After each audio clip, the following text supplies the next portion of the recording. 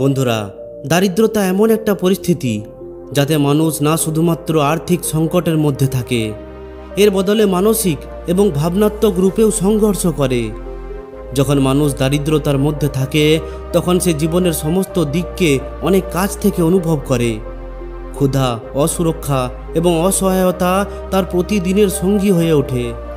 দারিদ্রতার অনুভব শুধুমাত্র অর্থের অভাব নয়, এর বদলে আশা এবং স্বপ্ন ভেঙে যাওয়ার মতো হয়ে থাকে, যেখানে প্রত্যেক দিন একটি নতুন সমস্যা সামনে আসে। বন্ধুরা, যদি আপনি নিজের মূল্যবান সময় থেকে একটু সময় বের করে এই কাহিনীটিকে শোনেন, তাহলে বিশ্বাস করুন, এই কাহিনীটি আপনার জীবন বদলে দিতে পারে।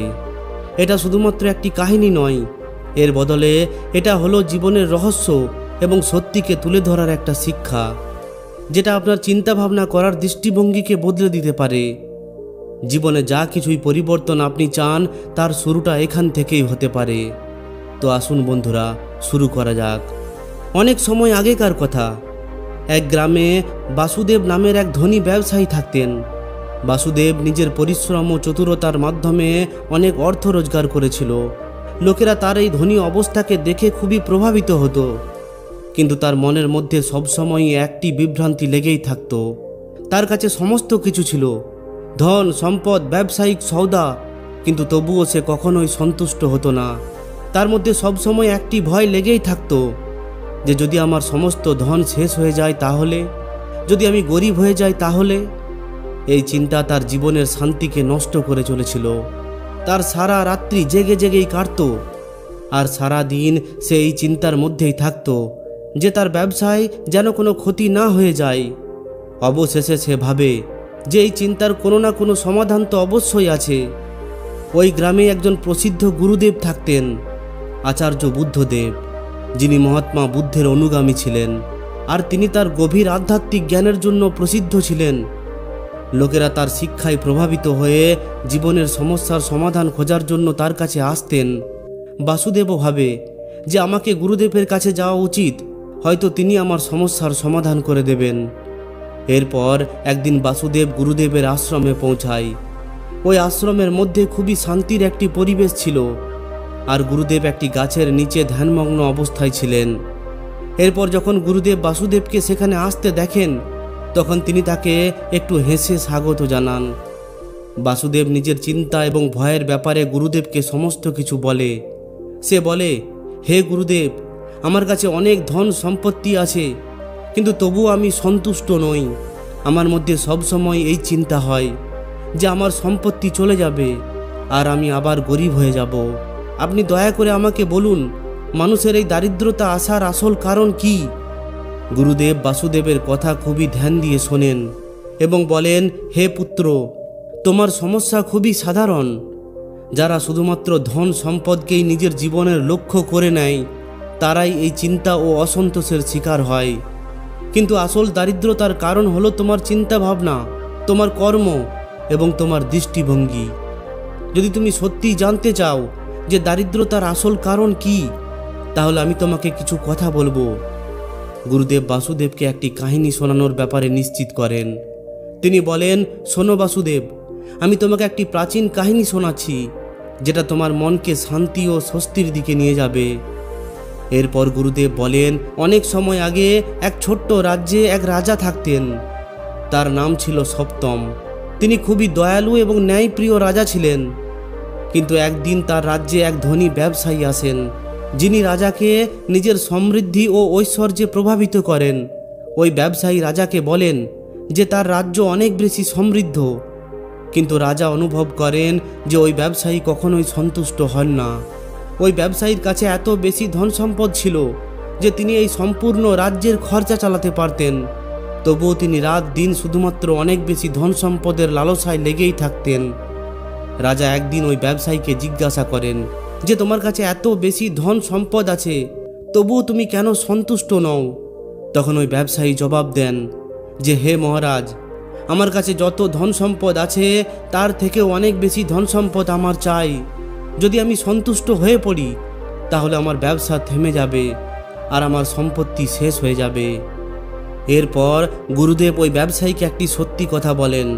তিনি বলেন যে ধন সম্পদ তোমাকে কখনোই সন্তুষ্টি দিতে পারে না, তোমার লালসাই হলো তোমার আসল দারিদ্রতা। যত বেশি তুমি চাইবে ততই বেশি অসন্তোষ এবং দারিদ্রতা তোমার জীবনে আসবে। আসল ধনিত্ব হলো সন্তুষ্টতাই, সংগ্রহে নয়। যদি তুমি সন্তুষ্ট হতে চাও তাহলে নিজের মনকে পরিবর্তন করো। গুরুদেব কাহিনীটিকে সম্পূর্ণ করেন এবং বাসুদেবের দিকে দেখে বলেন, এই কাহিনীর মধ্যে ওই শিক্ষা আছে যেটা তোমার জন্য খুবই উপযুক্ত। দারিদ্রতার প্রথম কারণ হলো লালসা। যখন মানুষের কাছে কোনো কিছু থাকে তখন তাতে সে সন্তুষ্ট হয় না, আর সে আরও অধিক পাওয়ার ইচ্ছা করে। তখনই আসল দারিদ্রতা শুরু হয়। তুমি অনেক বেশি ধনবান, কিন্তু তবুও তোমার মনের মধ্যে অসন্তোষ এবং লালসার আগুন জ্বলছে। এটাই হলো তোমার আসল দারিদ্রতা। বাসুদেব এই সমস্ত কথা শুনে গুরুদেবের এই কথাগুলির ওপর খুবই গভীরভাবে বিচার করে। সে এত বেশি ধনী হওয়ার সত্ত্বেও নিজের লালসার জন্য নিজেকে সে দরিদ্র বলে অনুভব করত। গুরুদেব আবার বাসুদেবকে বলেন, দারিদ্রতার দ্বিতীয় কারণ হলো খারাপ কর্ম। তিনি বলেন যে তুমি কি কখনো ভেবেছো যে তোমার এই ধন সম্পদ কিভাবে রোজগার করেছো? তুমি কি নিজের ব্যবসায় কাউকে ধোঁকা দিয়েছো, কিংবা কারোর দরকারে তাকে সাহায্য করতে তুমি পিছিয়ে গেছো? তখন বাসুদেব নিজের মাথা নিচু করে বলে, হে গুরুদেব, আমি অনেকবার নিজের ব্যবসায় অন্যান্য ব্যবসায়ীদেরকে ধোঁকা দিয়েছি। আমি ওই সমস্ত লোকেদের দুর্বলতার সুযোগ নিয়েছি যারা খুবই গরিব ছিল। হয়তো এই কারণের জন্যই আমি শান্তিতে ঘুমোতে পারি না। গুরুদেব একটু গম্ভীর হয়ে বলেন, মনে রাখবে, যতক্ষণ না তোমার কর্ম শুদ্ধ হচ্ছে ততক্ষণ তোমার কাছে যতই ধন সম্পদ থাকুক না কেন তুমি সবসময় গরিবই থাকবে। যে ব্যক্তি নিজের কর্মকে শুধরে নেয় সেই সত্যিকারের ধনী হয়ে ওঠে। মহাত্মা বুদ্ধের উপদেশ হলো এটাই, যে মানুষের ভাগ্য তার কর্মের মাধ্যমে তৈরি হয়। গুরুদেব বাসুদেবকে আরও একটি কাহিনী শোনান। এক সময়ের কথা, এক রাজা ছিলেন যার নাম ছিলেন মহাদেব। তার মহলে এক খুবই গরিব সেবক ছিল, যে ওই রাজার মহলে পরিষ্কার পরিচ্ছন্ন করার কাজ করত। ওই সেবকের কাছে কিচ্ছু ছিল না, না ধন সম্পদ, না জমি জমা, না পরিবার, কিন্তু সে সব সময় খুশিতে থাকত। রাজার এই ব্যাপারটি খুবই আজব বলে মনে হতো। এরপর তিনি একদিন ওই সেবককে জিজ্ঞাসা করেন যে তোমার কাছে তো কিছুই নেই, তবু তুমি এতটা খুশি কিভাবে? তখন ওই সেবক একটু হেসে বলেন, হে মহারাজ, আমার কাছে যা কিছুই আছে তাতেই আমি সন্তুষ্ট। আমি সবসময় নিজের কাজকে খুবই ইমানদারির সঙ্গে করি। আমি অন্যের সাহায্য করি আর আমার মন শান্ত থাকে। রাজা সেবককে বলে, তুমি তো গরিব, কিন্তু তবুও তুমি ধনীদের থেকে বেশি খুশি কিভাবে থাকতে পারো? তখন ওই সেবক উত্তর দেয়, হে মহারাজ, দারিদ্রতা অর্থের অভাবে আসে না, দারিদ্রতা আসে মনের স্থিতি থেকে। যে ব্যক্তি সন্তুষ্ট হয় আসলে একমাত্র সেই ধনী হয়ে উঠতে পারে। এরপর গুরুদেব বলেন, এই কাহিনীতে ওই সত্য লুকিয়ে আছে যেটা মহাত্মা বুদ্ধ বলেছিলেন।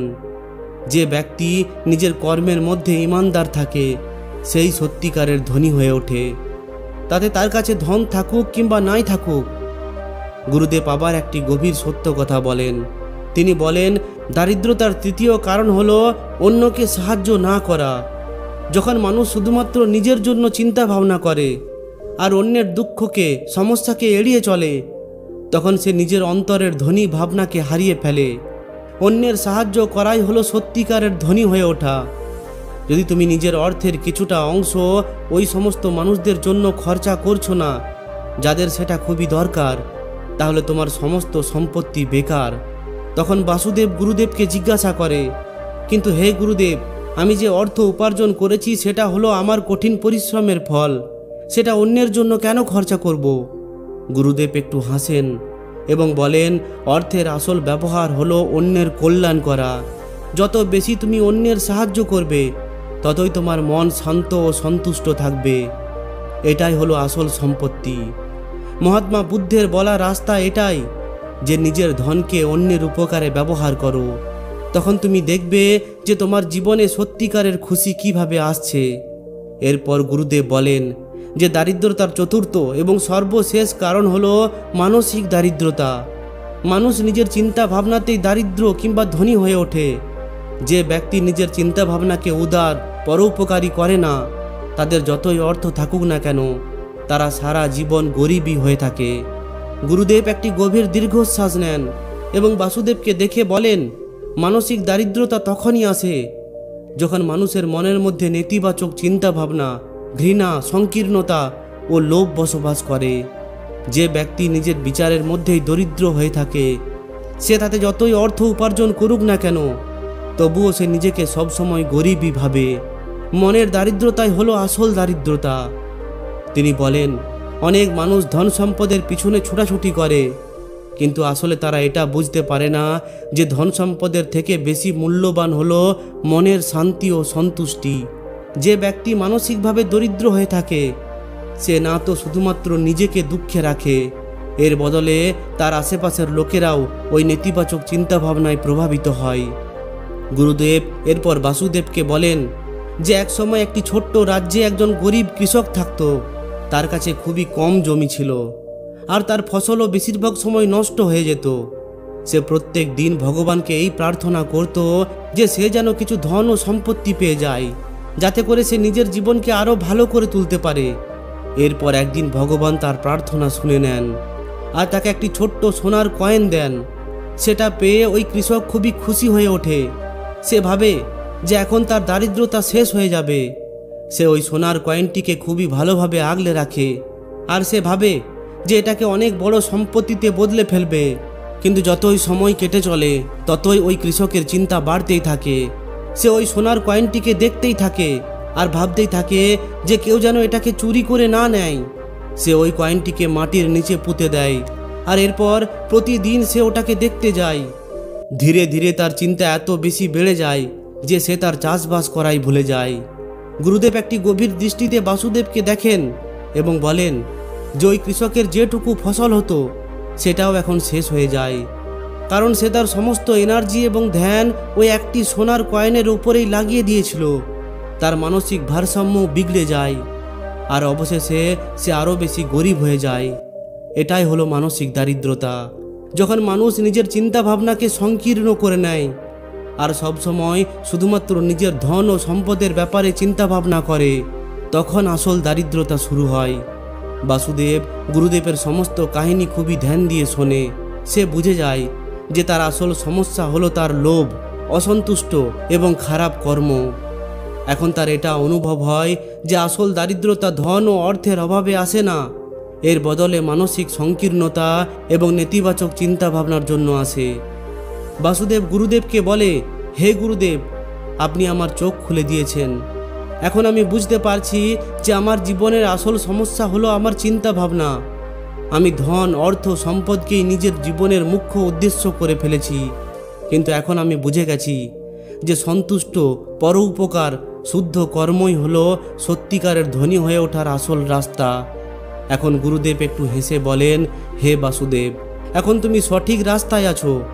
তুমি তোমার চিন্তা ভাবনা এবং কর্মকে শুদ্ধ রাখো আর অন্যদের সাহায্য করো, তাহলে তোমার জীবনের কখনোই দারিদ্রতা আসবে না। মহাত্মা বুদ্ধের এটাই রাস্তা, কর্মকে পরিবর্তন করো এবং অন্যের কল্যাণের জন্য কাজ করো। এটাই হলো সত্যিকারের ধনী হয়ে ওঠা। এরপর গুরুদেব বাসুদেবকে বলেন যে তুমি এখন যেটা শিখে গেছো সেটাকে নিজের জীবনের মধ্যে লাগু করো। সব সময় মনে রাখবে যে ধন, অর্থ, সম্পদ হলো অস্থায়ী, কিন্তু তোমার কর্ম ও চিন্তা ভাবনা হলো স্থায়ী। তোমার ভালো কর্মই তোমাকে ধনী করে তুলবে। যে ব্যক্তি নিজের মনকে শান্ত রাখে, সন্তুষ্ট রাখে এবং অন্যের ভালোর জন্য কাজ করে, সেই হলো আসল জীবনের ধনী। এরপর বাসুদেব গুরুদেবের চরণে প্রণাম করে আর নিজের পুরনো চিন্তা ভাবনাকে ত্যাগ করে একটি নতুন জীবনের দিকে এগিয়ে যায়। সে এখন তার ধন, অর্থ, সম্পদের ব্যবহার অন্যের ভালোর জন্য করতে শুরু করে, আর ধীরে ধীরে তার মনের বিভ্রান্তিও শেষ হয়ে যায়। গুরুদেবের সঙ্গে কাটানো ওই দিন বাসুদেবের জীবনকে সম্পূর্ণভাবে বদলে দেয়। সে এখন বুঝে যায় যে দারিদ্রতা শুধুমাত্র অর্থের অভাবে নয়, এর বদলে মনের দারিদ্রতা কর্মের শুদ্ধতায় আসে। এইভাবে বাসুদেব গুরুদেবের শিক্ষাকে পালন করে আর নিজের জীবনকে নতুনভাবে শুরু করে। সে লোভ, লালসা, অসন্তুষ্টিকে ত্যাগ করে আর অন্যকে সাহায্য করার জন্য নিজের অর্থকে ব্যবহার করে। সে এখন তার জীবনে খুবই খুশিতে থাকতে শুরু করে আর প্রত্যেক দিনকে একটি নতুন রূপে শুরু করতে থাকে। গুরুদেবের এই শিক্ষা না শুধুমাত্র বাসুদেবের জীবনকে বদলায়, এর বদলে সে নিজের আশেপাশের লোকেদেরও এই জ্ঞানের মাধ্যমে উপকৃত করে। এইভাবে বাসুদেবের জীবন একটি প্রেরণা হয়ে ওঠে ওই সমস্ত মানুষের জন্য যারা সত্যিকারের ধনী হয়ে উঠতে চায়। তো বন্ধুরা, আশা করি এই ভিডিওটি থেকে আপনি অনেক কিছু শিখতে পেরেছেন। যদি ভিডিওটি ভালো লাগে তাহলে অবশ্যই একটি লাইক ও শেয়ার করে দিন। আর যদি এই ধরনেরই আরও শিক্ষামূলক ভিডিও আরও পেতে চান তাহলে আমাদের এই চ্যানেলটিকে অবশ্যই সাবস্ক্রাইব করে নিন। ধন্যবাদ।